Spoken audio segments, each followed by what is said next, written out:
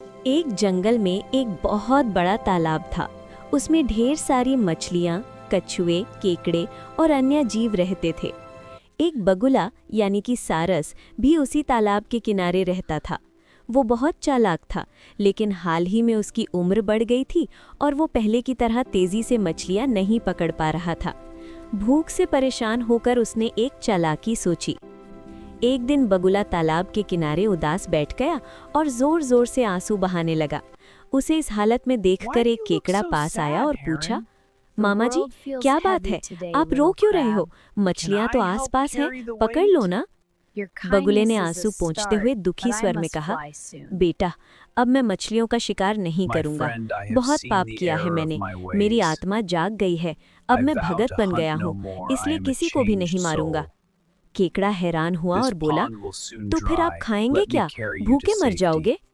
बगुले ने गहरी सांस ली और बोला, सुनो बेटा, मैंने सुना है कि कुछ दिनों में ये तालाब सूख जाएगा।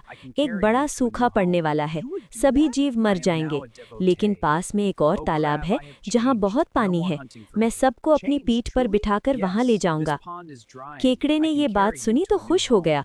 उसने तालाब के सभी जीवों को बुलाकर बगुले की बात बताई। सब डर गए और बगुले पर भरोसा करने लगे।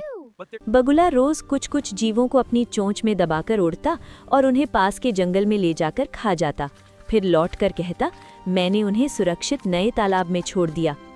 धीरे धीरे तालाब में जीव कम होते गए। एक दिन केकड़े की बारी आई। बगुले ने उसे चोंच में दबाया और उड़ने लगा। रास्ते में केकड़े ने देखा कि बगुला नीचे की ओर झुककर कुछ खा रहा है और जमीन पर मछलियों की हड्डियां बिखरी पड़ी हैं। केकड़े को सब समझ आ गया। वो बहुत डर गया, लेकिन उसने हिम्मत नहीं हारी। उसने अपनी कैंची से बगुले की गर्दन पर जोर से काट दिया। बगुला चीखा और जमीन पर गिर पड़ा।